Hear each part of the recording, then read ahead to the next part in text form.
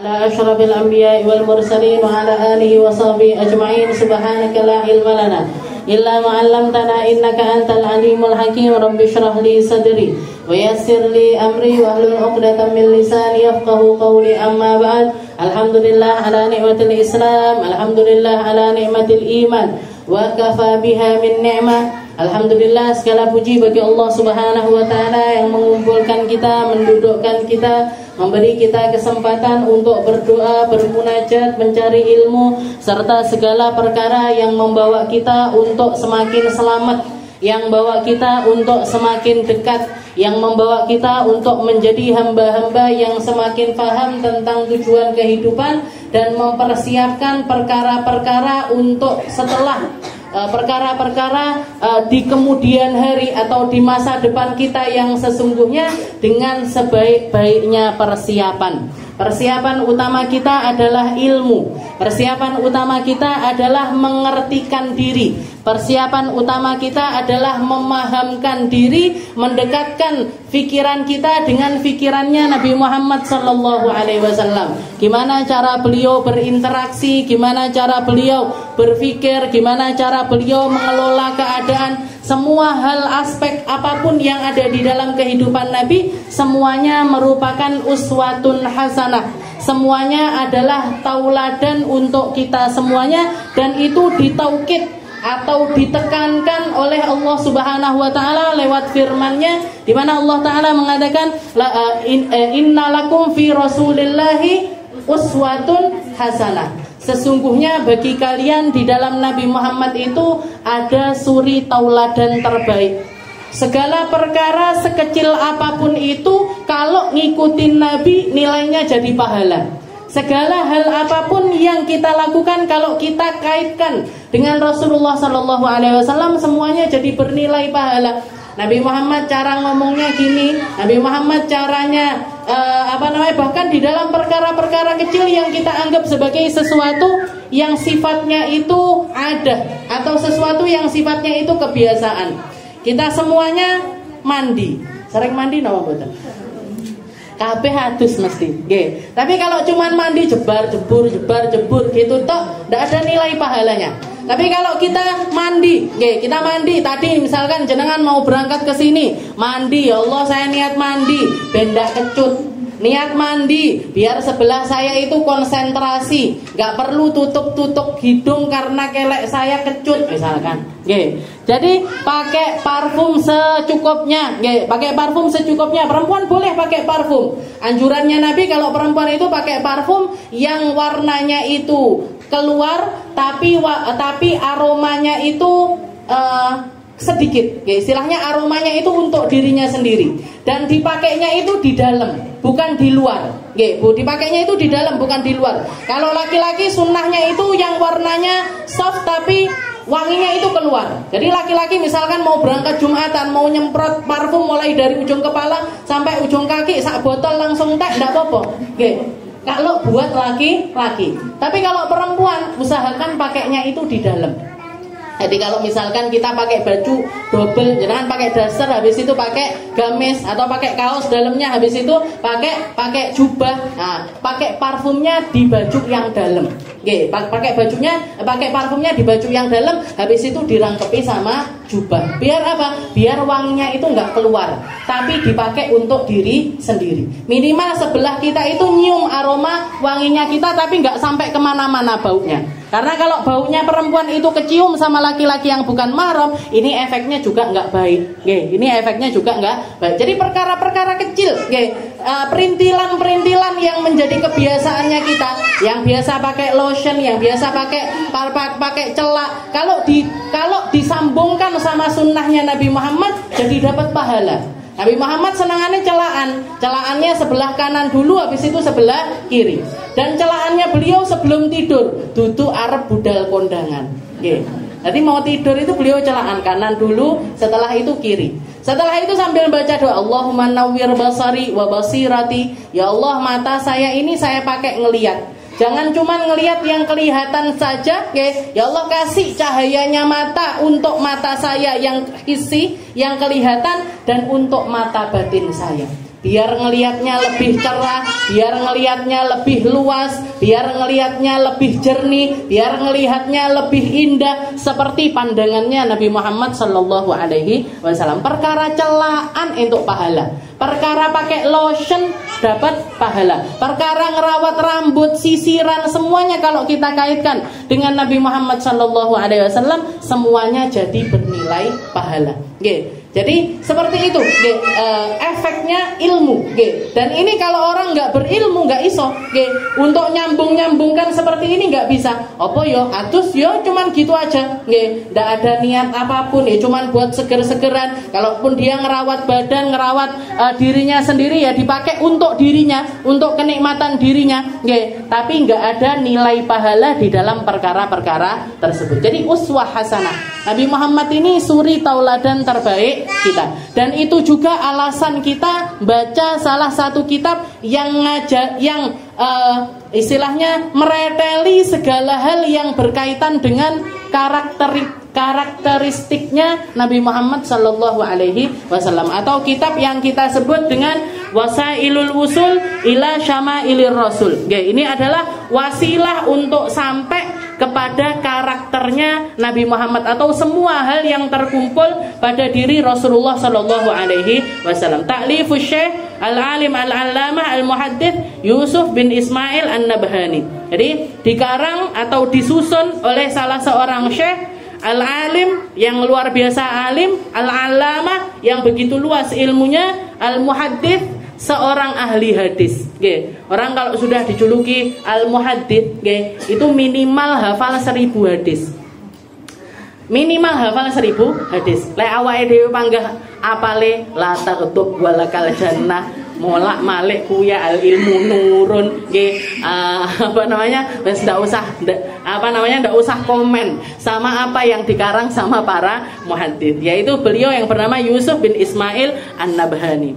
Dikatakan di sini di awal beliau membahas tentang syama'il. Kenapa kok kita itu belajar syama'il? Kenapa kita itu belajar tentang perkara-perkara yang ada pada diri Rasulullah sallallahu alaihi wasallam? Kata beliau, pertama, niat atau salah satu tujuan pertama adalah at-taladzuz bi sifatihil aliyah wa syama'ilihir radiyah sallallahu alaihi wasallam. Tujuan pertama adalah agar kita merasakan kelezatan. Ngobrolin tentang Nabi Muhammad itu nikmat. Nyeritakan tentang Rasulullah itu semuanya indah. Dan itu kalau semakin digali, kita akan semakin nikmat. Semakin kita nyari tahu, kita akan semakin semangat. Semakin kita ngerti tentang karakternya Nabi, semakin hati ini rindu sama Rasulullah sallallahu alaihi wasallam. Jadi katanya beliau at-taladzuz bi sifatihil aliyah. Kita pengen memperlezat lisan kita, memperlezat telinga kita, memperlezat diri kita dengan sifatnya beliau yang luar biasa tinggi. Wa syama'ilihir radiyah. Begitu juga dengan akhlaknya Nabi Muhammad yang begitu diridhoi oleh Allah Subhanahu wa taala. Dan ini dilakukan sama orang-orang yang bahkan hidup semasa dengan Nabi Muhammad sallallahu alaihi wasallam. Sayyidina Hasan bin Ali. Sayyidina Hasan bin Ali itu cucunya Nabi. Biasa duduk-duduk pangku di pahalnya Nabi, biasa gandol-gandol di pundaknya Rasul. Tapi beliau setelah tumbuh dewasa, ketemu sama orang-orang yang lebih dewasa dibandingkan beliau yang juga ketemu sama Rasulullah, selalu nanya, Rasulullah itu kayak apa? Menurut kamu Nabi Muhammad itu gimana? Bentuk wajahnya gimana? Ininya gimana? Semuanya ditanyakan. Termasuk pertanyaan beliau kepada salah seorang pamannya, khalnya, yang bernama Hindun bin Abi Halah. Jadi ini pamannya Sayyidina Hasan, cucunya Rasulullah SAW, ditanya, ya khal, kaifa kana wasfun nabi? Gimana sih sifatnya atau kriterianya Rasulullah itu seperti apa? Dijawab sama paman beliau mengatakan, innahu kana fakhman mufakhaman yatala'la unuruhu kal qamar. Katanya pamannya Sayyidina Hasan, beliau adalah seseorang yang semakin kita dekat dengannya semakin terasa cahayanya. Semakin kita kenal sama beliau, semakin nikmat hidup kita, semakin kita ngerti gimana caranya nyari ridhonya Allah Subhanahu wa Ta'ala. Dan itu semakin orang tenggelam di dalam dirinya Nabi Muhammad, dia akan merasakan sesuatu yang gak akan pernah mau dia gantikan dengan apapun. Ya tala'la unuruhu kal qabar. Katanya beliau, wajahnya Nabi ini kalau sudah dekat sama kita itu menceronong, ya, tahu menceronong ya. Jadi mencorong ya, lebih terang dibandingkan purnama sekalipun. Lebih terang dibandingkan purnama sekalipun. Zaman itu purnama kerasa, Bu. Zaman sekarang purnama kan tidak kerasa. Wong nggak ngerti kapan bulan sabit, kapan bulan setengah, kapan bulan penuh, kapan purnama. Kalau zaman dulu kalau sudah purnama itu semua orang sampai ada lagunya gitu. Padang bulan, padang bulan itu kan karena di zaman yang lampu masih belum banyak dan anak-anak kecil-kecil kalau sudah purnama mereka main-main walaupun di waktu malam. Itu Nabi Muhammad itu rasanya kayak purnama terus-terusan. Jadi kayak orang-orang Madinah itu seperti merasakan purnama sepanjang hari, sepanjang tahun, sepanjang waktu. Gak ada rasa gelap. Mau itu kegelapan hissi, kegelapan yang terasa ataupun juga kegelapan batin, gak ada yang merasakan hal tersebut bagi orang-orang yang kenal dengan Nabi Muhammad Sallallahu Alaihi Wasallam. Tapi kalau kita belajar sirah, syaratnya niku, syaratnya ada dua, syaratnya dua. Kalau kita mau dapat cahayanya Nabi Muhammad Sallallahu Alaihi Wasallam, di dalam setiap sirah yang kita baca ada dua hal yang harus ada di dalam diri kita. Yang pertama adalah at-ta'zim, yang kedua adalah al-hub. Yang pertama adalah pengagungan kepada Nabi Muhammad. Tahu siapa Nabi, tahu bagaimana kedudukan Nabi, bagaimana kemuliaannya Nabi, dan bagaimana dampak yang dibawa oleh Nabi Muhammad kepada siapapun yang dekat kepadanya. Semakin besar pentakdiman kita kepada Nabi Muhammad, semakin besar juga jatah kita untuk dekat sama Rasulullah Sallallahu Alaihi Wasallam. Kenapa kok harus dengan pengagungan? Karena kalau orang nggak punya pengagungan di dalam dirinya, nganggap Nabi Muhammad biasa-biasa saja, nganggap Nabi Muhammad cuman sebagai pembawa risalahnya Allah Ta'ala. Kayak beberapa kelompok orang yang mengatakan Nabi Muhammad itu cuman selayaknya kurir. Tahu kurir jenengan? Kalau jenengan pesan Grab makanan, wis pokoknya makanannya datang, jenengan bayar wis mari. Nabi Muhammad itu cuman penyampai pesan aja. Nabi Muhammad itu cuman bawakan Al-Quran, cuman sebagai pembawa risalah. Maka apa yang dia dapatkan? Apa yang ada pada diri orang tersebut? Mau berapa kitab pun sirah yang dia baca, mau berapapun kitab sirah yang dia baca, dirinya akan terhalang dari cahayanya Rasulullah Sallallahu Alaihi Wasallam. Makanya kalau kita lihat ada banyak orang hafal Al-Quran, ada banyak orang ngerti tentang kisah-kisah, ada banyak orang ngerti tentang apapun yang berkaitan hukum-hukum syariat dan lain sebagainya, tapi di dalam muamalahnya ini nggak ada nikmat-nikmatnya. Di dalam kata-katanya nggak ada indah-indahnya. Kalau jenengan mau tahu rasanya duduk di majelisnya orang-orang seperti itu, jenengan jajal. Jaf, nopo jaf itu kering, kering. Yang ada cuman kita keluar dari sana itu, yang ada di dalam diri ini bukannya malah plong tapi malah beban. Bapakku tibake salah kabeh amalia, ibuku tibake kafir. Senengane tahlilan, senengane yasinan, senengane mulutan, senengane ngene melakukan bid'ah ini, bid'ah itu dan lain sebagainya.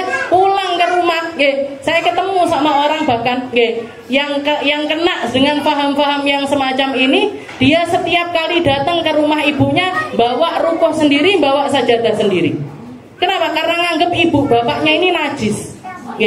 Jadi dia mau sholat, dia mau sholat itu nggak mau pakai sajadah yang ada di rumah itu, nggak mau pakai mukena yang ada di tempat tersebut. Jadi gowo dhewe teko omah. Ibuke najis, bapake najis. Padahal kalau dipakai logika, bapaknya najis, ibu najis, dia pun nggak najis. Wong dia keluar dari ibu bapaknya, ya dia keluar dari ibu bapaknya kok bisa menghukumi ibu bapaknya ini najis. Faham-faham yang kalau kita datang ke masjidnya keluar disuceni. 7 kali sucian, kayak najis mughalladhah, kayak najis setara dengan najisnya babi dan juga anjing, disiram Bu, nah jenengan mau iseng kita bikin majelis di masjidnya mereka, ben bar kuwi dilapi kabeh sak masjid, pakai air, sebagian pakai debu. Berarti nggak masuk logika, nggak masuk akal. Kenapa kok bisa seperti itu? Karena mereka mempelajari ilmunya Nabi Muhammad, tapi nggak ada pengagungan kepada Rasulullah Shallallahu Alaihi Wasallam. Berani mengatakan abah ibunya Nabi di neraka, berani mengatakan kalau Nabi Muhammad itu begini, istrinya Nabi begini, dan lain sebagainya. Sesuatu yang nggak patut untuk kita bahas dan sesuatu yang nggak perlu juga untuk kita bahas. Walaupun para ulama pun telah membahas tentang perkara tersebut. Nanti kita akan pelan-pelan bahas tentang hal-hal yang semacam itu. Jadi syarat utamanya adalah at-ta'zim. Kita punya pengagungan kepada Nabi. Semakin besar pengagungan kita, semakin besar juga porsi kita untuk dapat cahayanya Rasulullah Sallallahu Alaihi Wasallam. Itu yang pertama. Lalu yang kedua al-mahabbah, nyambung, cinta. Punya rasa cinta. Walaupun cinta kita itu mungkin masih kecil sekali, masih sedikit sekali. Kalau kita kemarin bahas tentang burdah, gimana haliahnya para pecinta, ngapa-ngapain inget sama Nabi, mau begini inget sama Nabi, bahkan sampai nggak bisa tidur, sampai kurus kering, sampai air matanya habis dan lain sebagainya. Mungkin kita masih belum nyampe di dalam tahap tersebut, tapi harus ada. Cinta ini tadi harus ada. Dan adanya cinta kita ini kalau semakin membesar, itu juga yang akan bawa manfaat untuk kehidupan kita. Jadi tujuan beliau pertama, beliau mengatakan at-taladzud bi sifatihil aliyah wa syama'ilihi sallallahu alaihi wasallam. Dan yang kedua at-taqarrub ilaihi sallallahu alaihi wasallam wastijlabu mahabbatihi wa ridha bi dzikri wa awsafihil kamilah wa akhlaqihil fadilah. Dekat, untuk memiripkan diri dengan Nabi, untuk memiripkan diri dengan Nabi. Walaupun meskipun kita berusaha sekeras mungkin untuk memirip-miripkan diri dengan Nabi, panggah ndak mirip, tapi minimal kita tahu persis untuk gimana caranya berjalan ke jalan tersebut.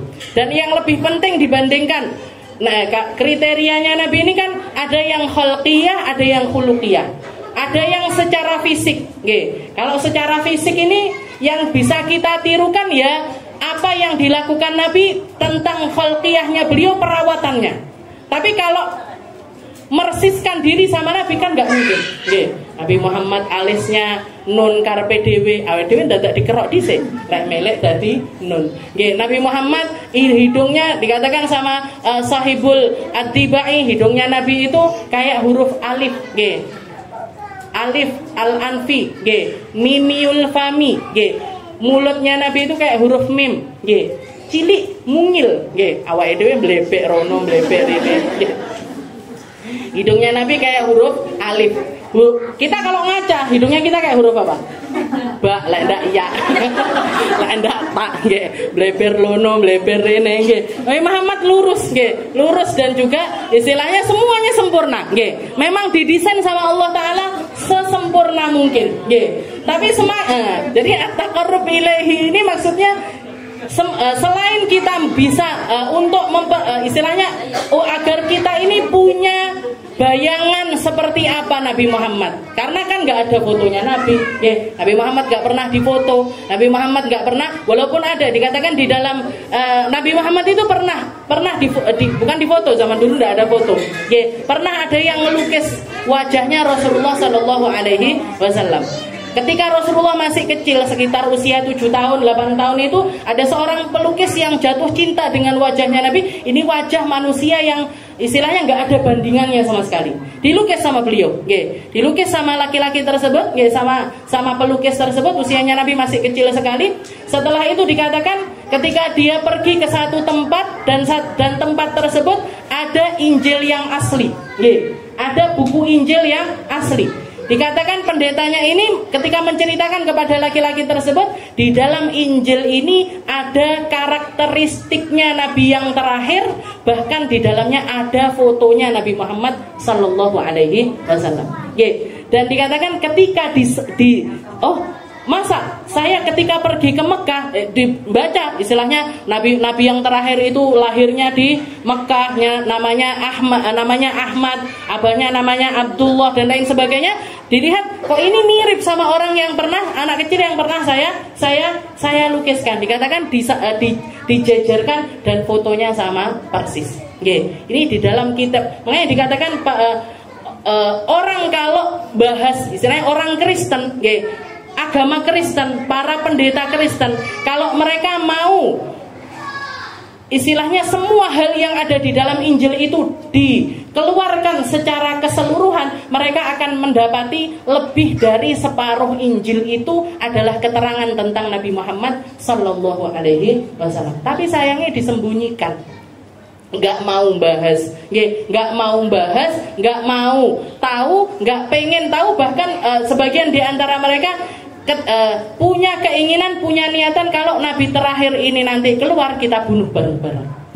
Ini orang Yahudi, orang Nasrani. Padahal semua hal yang ada di dalam diri Nabi Muhammad sudah tertuliskan di dalam Injil. Jadi at-taqarrub ilaihi bisifatihi. Jadi kita mendekatkan diri. Secara khalqiyah itu bagaimana? Secara khuluqiyah. Jadi marahnya Nabi seperti apa? Ke pasarnya Nabi bagaimana? Cara pandangnya Nabi bagaimana dan lain sebagainya. Nah, ini kita belajar sedikit-sedikit tentang Rasulullah sallallahu alaihi wasallam. Dan yang ketiga, tujuan beliau di dalam membukukan kitab ini adalah ta'arruduna limukafaatihi sallallahu alaihi wasallam ala ihsanihi ilaina. Katanya beliau sebagai bentuk usaha kita untuk dibales oleh Rasulullah sallallahu alaihi wasallam. Nabi Muhammad itu mengatakan,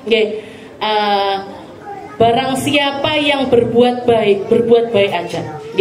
Kalau misalkan dia tidak dapat balasan setara dengan apa yang dia berikan, fa'ana ujazi yaumal qiyamah. Saya yang akan membalas kebaikan istilahnya kebaikan tersebut aku yang akan membalasnya. Wa ana khairu mujazi, katanya Nabi, dan aku adalah orang yang paling pintar di dalam membalas jasa. Istilahnya gini, kalau kita mendekatkan diri kepada Nabi Muhammad selangkah, Nabi Muhammad balasnya 10, Bu. Kalau kita mendekatkan diri kepada Nabi Muhammad 100 langkah, Nabi Muhammad 1000 langkah. Kalau kita mendekatkan diri kepada Nabi Muhammad 1.000.000 langkah, Nabi Muhammad berkali-kali lipat untuk membalas tentang perkara tersebut. Ini kriterianya Nabi. Dan ini yang dikatakan oleh Allah Ta'ala, laqad ja'akum rasulun min anfusikum azizun 'alaihi ma 'anittum harisun 'alaikum bil mu'minina raufur rahim. Nabi Muhammad itu sangat rahmat, sangat rahim, sangat perhatian, sangat istilahnya kalau kita mengharapkan sesuatu dari Nabi Muhammad itu secuil, Nabi Muhammad akan ngasih kita secara sempurna. Jadi akan memberikannya secara sempurna, dan itu terlihat di seluruh akhlaknya Rasulullah Shallallahu Alaihi Wasallam. Di seluruh akhlaknya Nabi itu kelihatan. Termasuk diantaranya ketika ada ketika Nabi Muhammad kedatangan Sayyidina Ja'far bin Ali, Sayyidina Ja'far bin Abi Thalib, kakaknya Sayyidina Ali. Setelah mungkin sekitar 15 tahun berpisah, setelah perpisahan 15 tahun yang dulunya mulai dari kecil sahabatan sampai dewasa, setelah itu beliau ikut masuk Islam, Nabi Muhammad diangkat jadi Nabi, beliau juga masuk ke dalam agama Islam, dan beliau termasuk seseorang yang diutus Nabi untuk menyelamatkan agamanya dengan cara hijrah ke negeri Habasyah. Jadi Habasyah itu Ethiopia. Dan perjalanan dari Mekah ke Ethiopia waktu itu masih pakai kapal. Makanya julukannya Sayyidina Umar kalau juluki para ashabul Habasyah atau orang-orang yang hijrah ke Habasyah, ya ashabul bahriyah. Orang-orang yang hijrah naik kapal. Wahai orang-orang yang hijrah sampai naik kapal, saking jauhnya.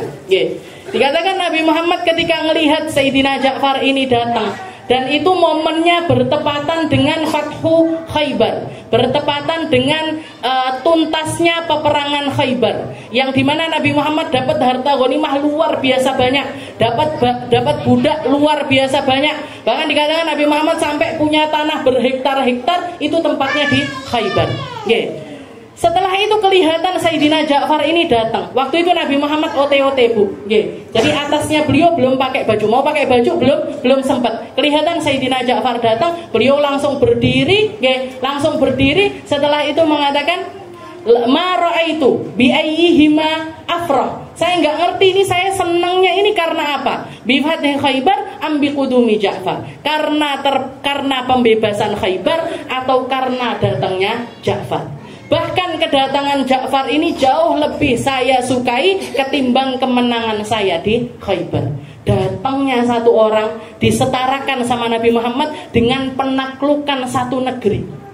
Penaklukan satu, istilahnya kalau misalkan kita katakan sak Tulungagung ini jadi miliknya Nabi Muhammad, disetarakan dengan datangnya Sayyidina Ja'far. Sayyidina Ja'far dengar kata-katanya Nabi Muhammad yang seperti itu, joget di depannya Nabi.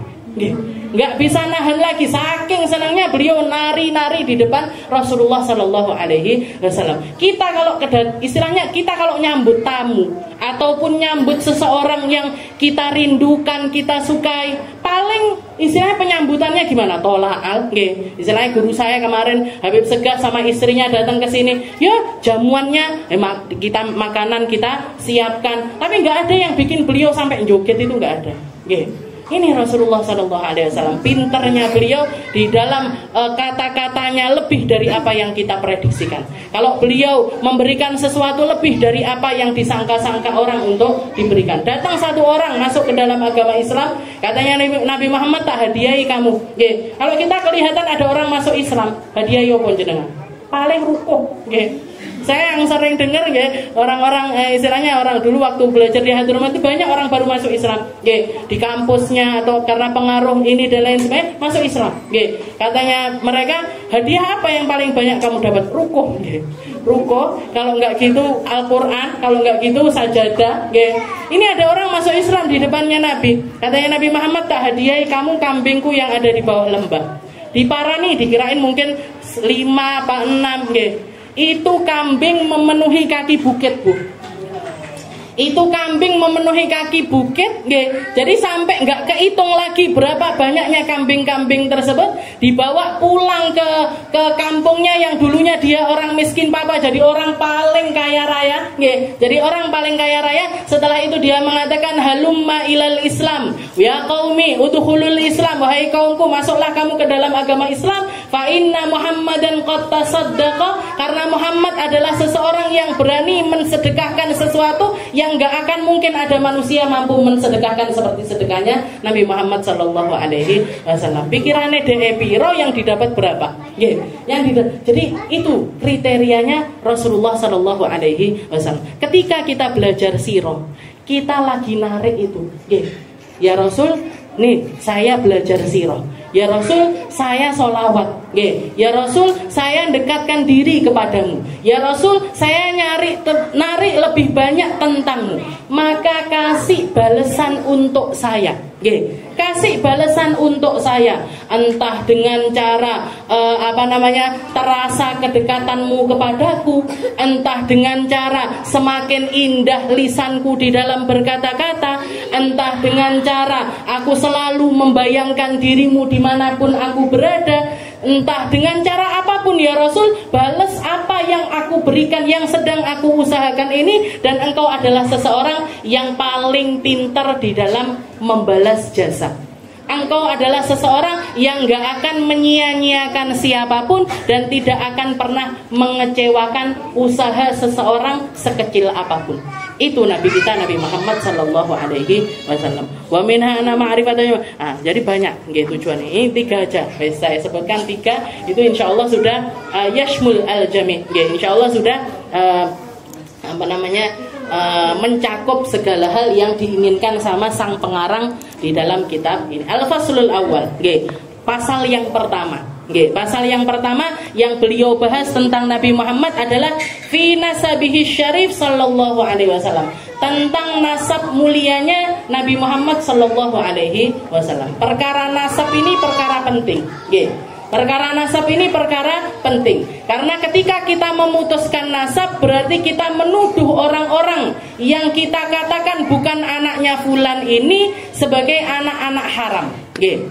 Jadi istilahnya perkara nasab atau menfitnah seseorang di dalam hal nasab itu adalah sesuatu yang sangat berbahaya sekali. Nggih, sesuatu yang sangat berbahaya sekali. Karena itu seakan-akan kita mengatakan, nggih, kalau misalkan saya mengatakan anak Aminah binti Muhammad, saya adalah Aminah anaknya Muhammad. Terus ada orang mengatakan, duduk anaknya Muhammad. Nggih, kamu bukan anaknya Muhammad. Ini berarti apa? Berarti dia menuduh ibu saya berzina. Berarti dia menuduh saya adalah anak haram. Berarti dia menuduh saya bukanlah, istilahnya orang tua saya bukan pasangan yang sah. Dan ini dampaknya luar biasa. Nasab itu, bahkan di dalam ilmu fikih niku, nasab itu adalah salah satu hal yang boleh kita percayai, dari silsilah saja, dari silsilah saja. Maksudnya gimana? Saya ini terkenalnya anaknya siapa? Saya ini terkenalnya anaknya, kayak misalkan jenengan ngelihat, saya Aminah binti Muhammad Assegaf. Kenapa kok ada embel-embel Assegaf di belakangnya? Kenapa kok ada fam Assegaf di belakang saya? Saya cukup mengatakan karena abah saya ada Assegafnya. Kenapa abahmu kok ada Assegafnya? Karena kakek saya juga ada Assegafnya. Kenapa kok gitu lagi? Karena kakeknya kakek saya juga ada Assegafnya. Cukup. Mau orang percaya, mau orang nggak percaya terserah. Kenapa? Buktinya mana? Moro neng Patian, kuburan kakek saya ada Assegafnya. Kalau mau tahu lagi, pergi ke kuburan jid saya di Banjarmasin. Ada Assegafnya juga. Nggak percaya, boleh ono dewe neh jid-jidku sing liyane. Saya nggak ngerti kuburannya setelah itu. Jadi itu boleh dilakukan secara turun temurun. Tapi syaratnya itu tadi, turun temurun. Nggak boleh ujuk-ujuk ada orang, saya tak ngamalkan rotib al-haddad setiap hari. Baru ngono aku tak dadi Aminah al-haddad lah. Nggak bisa, Bu. Mau mimiren rotipan bendina al-haddad ben dadi al-haddad gak iso. Aku tak baca rotib alatos setiap hari, bennya apa? Ben duwe marga alatos. Alatos yang diartikan tukang moco rotib alatos. Nggak bisa. Ini perkara nasab. Ini perkara nasab, dan nasab itu harus tersambung. Nasab itu harus tersambung. Jadi kemarin yang gonjang-ganjing mengatakan Ba'alawi itu, kalau jenengan suka ngelihat YouTube dan lain sebagainya bahas tentang habaib, terus dia mengatakan kalau keturunannya Imam Muhajir yang namanya Ba'alawi atau Ubaidillah, putranya Al-Muhajir itu nggak ada, berarti dia membatalkan nasabnya sekian ribu orang. Sekian ribu orang dituduh jadi anak haram, dituduh pasangan-pasangannya semuanya adalah pezina, nggak karu-karuan akhirnya. Dan padahal kalau masalah nasab ini, masalah nasab itu pokoknya nyambung, kita nggak bisa minta, kita nggak bisa minta dari ibu siapa kita dilahirkan, dan kita nggak bisa minta dari ayah mana kita dilahirkan. Ayah mana? Iya, ayah kita yo melahirkan kita. Sebelum ibu kita melahirkan kita, ayah kita melahirkan kita. Jadi nggak bisa minta, nggak bisa minta. Apa sing kita dapat, yaitu yang kita sematkan. Nah, itu yang kita sematkan. Nah, ini makanya dibahas pertama sama beliau, yang dibahas adalah tentang nasabnya Rasulullah Sallallahu Alaihi Wasallam. Katanya beliau fi nasabi syarif Sallallahu Alaihi Wasallam, huwa Sayyiduna Muhammad. Siapa Nabi Muhammad?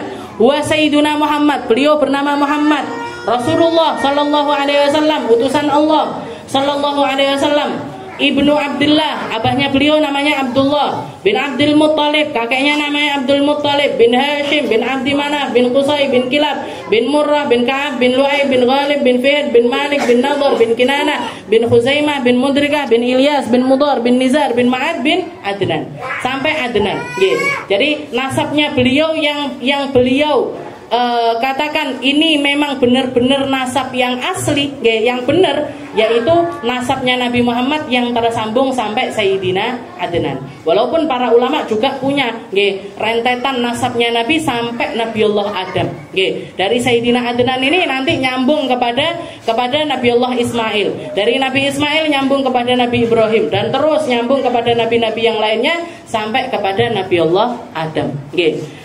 Waqad kana Rasulullah sallallahu alaihi wasallam idza intasaba lam yujawiz fi nasabihi Ma'ad bin Abdan bin Udad thumma yumsik wa yaqul kadzaban nasabun wa qala Allah taala wa qurunan baina dzalika katsira. Dan Nabi Muhammad ini adalah seseorang yang diturunkan dari satu masa ke masa yang lainnya lewat nasab-nasab yang dijaga, yang selalu dijaga oleh Allah Subhanahu wa taala. Wahuma lam yaltamisa ala sifahin qad. Katanya sahib Diba, Nabi Muhammad ini punya nasab yang selalu dijaga sama Allah Ta'ala, gak pernah tersentuh perzinahan sama sekali, gak pernah tersentuh dengan pernikahan yang gak benar sama sekali.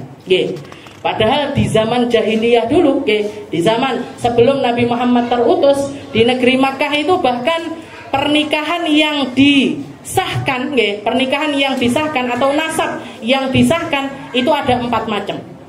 Ada 4 cara seseorang itu mensahkan nasab. Yang pertama adalah orang nikah, laki perempuan, ada ada saksinya, ada walinya, ada walinya, ada saksinya, ada ijab kabul, ada mahar.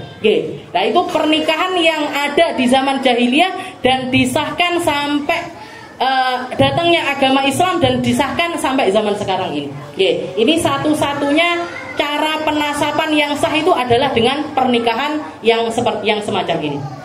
Lalu yang kedua dikatakan ada juga cara penasaban di mana kalau ada suami istri, ada laki-laki sudah punya istri, tapi suaminya ini pengen punya anak pinter kayak fulan misalkan, atau pengen ireng, bojone yo ireng, pengen punya anak putih misalkan, pengen punya anak putih, maka istrinya ini setelah haid, setelah itu suci, bersih dari haidnya, mandi, sama laki-laki ini tadi dikirim ke seseorang yang punya kriteria seperti yang dia inginkan.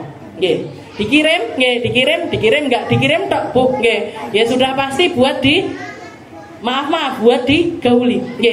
Nanti setelah mungkin seminggu atau 2 minggu di rumah laki-laki tersebut pulang, ditunggu sama suaminya. Kalau haid, maka dianggap istilahnya ya wis. Tapi kalau setelah itu dia terbukti hamil, ndak disentuh lagi sama suaminya sampai dia melahirkan. Setelah melahirkan, anaknya dinasabkan kepada dirinya. Padahal anaknya siapa? Anaknya wong, anaknya orang lain, tapi dinasabkan kepada dirinya. Nah, ini disahkan dulu di zaman jahiliyah.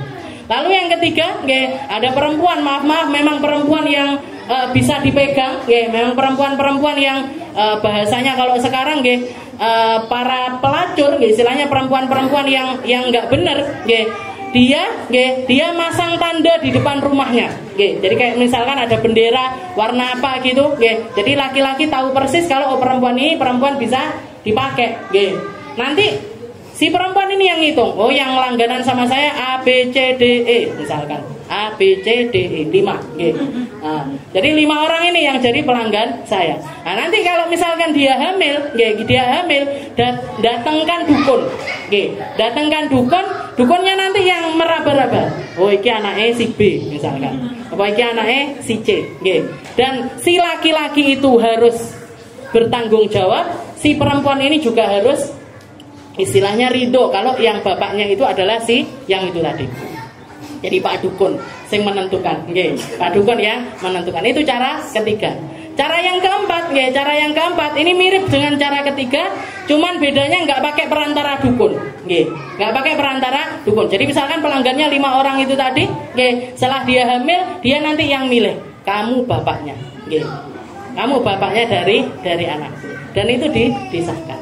Semua pernikahan ini tadi yang 3 dibatalkan oleh Islam, yang 3 dibatalkan oleh Islam, cuman 1 yang yang dianggap sah oleh Allah Subhanahu wa taala dan menjadi satu-satunya cara untuk membenarkan yang namanya nasab. Dan semua nasabnya Nabi mulai dari zamannya Nabi Adam sampai abahnya beliau yaitu Sayyid Abdullah dan juga Sayyidah Aminah, semuanya dengan pernikahan yang ada walinya, ada saksinya, ada maharnya, ada akad ijab kabulnya. Lam yaltaqiya ala sifahin qad. Beliau bersih dari yang namanya sifah. Sifah itu ya pergaulan yang enggak halal, pergaulan yang tidak halal. Bahwa Abdullah bin Abdul Muttalib bin Hashim bin Abdi Manaf. Di sini saya pengen bahas tentang beberapa kakeknya Rasulullah Shallallahu Alaihi Wasallam. Saya yakin semua kakek-kakeknya Nabi ini orang-orang mulia. Semua kakek-kakeknya Nabi ini orang mulia. Tapi nggak banyak ahli sirah yang punya istilahnya yang punya kisah-kisah tentang mereka. Hanya beberapa saja yang paling dekat zamannya dengan Rasulullah Shallallahu Alaihi Wasallam. Yang pertama yang ingin saya bahas adalah Sayyid Hashim. Jadi Muhammad bin Abdullah bin Abdul Muttalib bin Hashim. Jadi berarti nopo? Abahnya Nabi, kakeknya Nabi, buyutnya Nabi, gitu.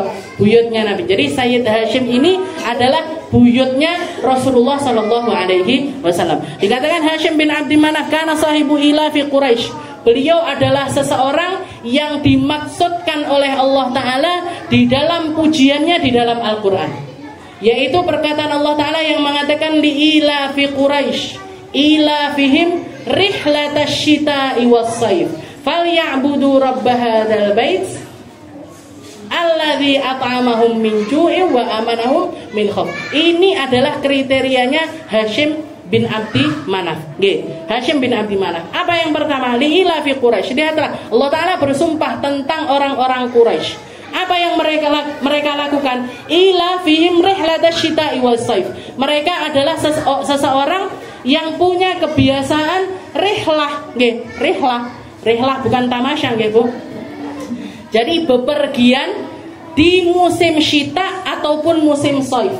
Syita itu musim panas, saif itu musim dingin. Mau musim panas ataupun musim dingin, mereka senantiasa melakukan perjalanan. Perjalanannya kemana? Dikatakan Sayyid Hashim ini beliau punya kebiasaan, beliau orang yang pertama kali mensunnahkan hal tersebut atau melakukan rihlah tersebut. Kalau di musim syita, di musim panas, beliau pergi ke Yaman dan juga ke Habasyah. Kalau di musim dingin, beliau pergi ke Syam ataupun ke Gaza. Ke Gaza. Gaza itu masuk di dalam kategori Syam. Jadi beliau pergi sampai ke Palestina, kalau nggak gitu sampai ke Yaman. Ngapain? Dagang. Beliau berdagang ke sana kemari dan dari keuntungan dagangnya beliau selalu beliau pakai untuk ngopeni orang-orang yang haji dan juga umroh. Jadi yang menyediakan makan, yang menyediakan minum, yang menyediakan kebutuhannya orang-orang yang berangkat haji. Karena haji sudah ada mulai dari zamannya Nabiullah Ibrahim, sudah orang-orang yang beragama dengan agama samawi, mereka semuanya berangkat haji. Bahkan semua nabi-nabinya Allah Ta'ala itu Pak Haji. Pak Haji kabeh, Bu. Mulai dari Nabi Adam sampai ini semuanya Pak Haji. Cuman cara hajinya aja yang beda. Kecuali satu orang yang belum Pak Haji. Yaitu Nabiullah Isa. Nabi Isa belum haji, tapi nanti beliau ketika dibangkitkan kembali, ketika turun lagi ke bumi, beliau akan berangkat haji. Dikatakan di antara rombongan yang pasti akan ikut sama hajinya Nabiullah Isa adalah para Ashabul Kahfi.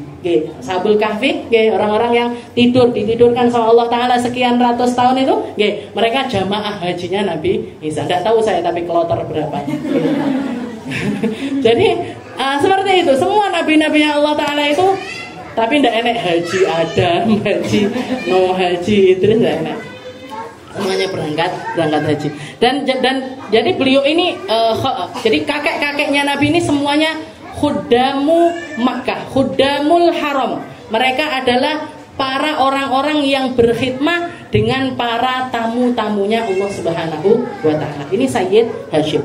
Bahkan dikatakan Hashim ini nama aslinya Amr. Nama aslinya itu bukan Hashim. Tapi nama aslinya beliau adalah Amr. Beliau dapat julukan Hashim itu karena Hashim itu artinya orang yang pertama kali mencampurkan bubur gandum dengan daging kambing. Orang yang pertama kali gabungkan antara daging kambing dengan bubur. Yang kita kenal sekarang ini dengan nama tarid, bubur gandum itu tadi. Dikatakan Sayyid Hashim ini ketika beliau pernah di Mekah itu suatu hari terjadi paceklik, sekian bulan atau sekian lama sekali, hampir 1 tahun itu orang-orang kelaparan semuanya, nggak banyak makanan, nggak banyak minuman, kekeringan dan lain sebagainya. Beliau yang datangkan ribuan ton gandum dari negeri tetangga, plus beliau menyedekahkan semua kambing-kambingnya. Cuman tersisa onta yang beliau tunggangi, semuanya disedekahkan, suruh nyembelih, suruh nyampur dengan gandum, dimasak dan lain sebagainya. Bahkan yang terakhir unta yang beliau tunggangi, beliau turun dari unta tersebut, disembelih sekalian. Setelah itu dijadikan bubur gandum juga. Sampai semua orang, sampai dikasihkan setelah matang semuanya, ribuan panci-panci seperti itu dibagikan ke para penduduk Mekah. Dan orang-orang Mekah semuanya mengatakan ini adalah makanan yang mengenyangkan pertama kali semenjak terjadi paceklik. Dan yang melakukannya adalah Hashim. Dan yang melakukannya adalah Hashim Padma. Sejak itu nama beliau yang namanya Amr sama orang-orang jadi ghalaba ala ismik. Jadi julukannya ini mengalahkan nama aslinya beliau. Sampai beliau dijuluki sebagai Hashim. Nah ini Sayyid Hashim. Amaliyahnya beliau adalah ngasih makan minum kepada orang-orang yang berhaji. Dan kalau misalkan beliau kalau masuk musim haji, beliau koar-koar di negeri Mekah, ayo ini kita ini adalah penduduk negeri yang diharamkan sama Allah Ta'ala, tempat yang mulia, tempatnya orang berhaji, tempatnya orang ibadah kepada Allah Ta'ala. Maka siapapun yang kepingin untuk ikut serta di dalam menjamu para tamu-tamunya Allah Ta'ala, silahkan. Ada orang Mekah yang ngirimkan sekantong gandum, ada yang ngirimkan daging, ada yang ngirimkan minyak, ada yang ngirimkan ke rumahnya Sayyid Hashim, dan semuanya dikelola sama beliau untuk melayani orang-orang yang berhaji. Nah, pujian itu li'ilafi Quraisy, demi orang-orang Quraisy, dan yang dimaksud itu adalah Sayyid Hashim, ilafihim rihlatasyita'i was-saif. Beliau yang pulang pergi kemana-mana, dagang. Jadi pakai keringatnya beliau, bukan cuma minta-minta sama orang-orang. Ini orang nyumbang, tapi beliau jadi orang yang paling banyak di dalam nyumbangkan hartanya. Ilafihim rihlatasyita'i was-saif falyabudu rabb hadzal bait. Maka beribadahlah kalian dengan Tuhan yang memiliki tanah haram tersebut, alladzi at'amahum min ju' wa amanahum min khauf. Dan ini juga kriterianya beliau yang seringkali mengenyangkan orang-orang Mekah ataupun tamu-tamunya Allah Subhanahu wa taala, wa amanahum min khauf. Dan juga bukan cuman ngasih makan, beliau yang dirikan tenda di Mina, dirikan tempat-tempat untuk di Mina, di Arafah. Itu orang-orang sekarang istilahnya kerajaan Arab Saudi bikin tenda di Mina, bikin tenda di Arafah. Orang yang pertama kali mendirikan tempat tersebut adalah Sayyid Hashim. Adalah Sayyid Hashim, kakeknya, buyutnya Rasulullah sallallahu alaihi wasallam. Alladzi at'amahum min ju'i wa amanahum min khauf. Wallahu a'lam bishawab. Nanti kita bahas tentang Sayyid Abdullah dan juga Sayyid Abdul Muttalib, abah dan juga kakeknya Rasulullah sallallahu alaihi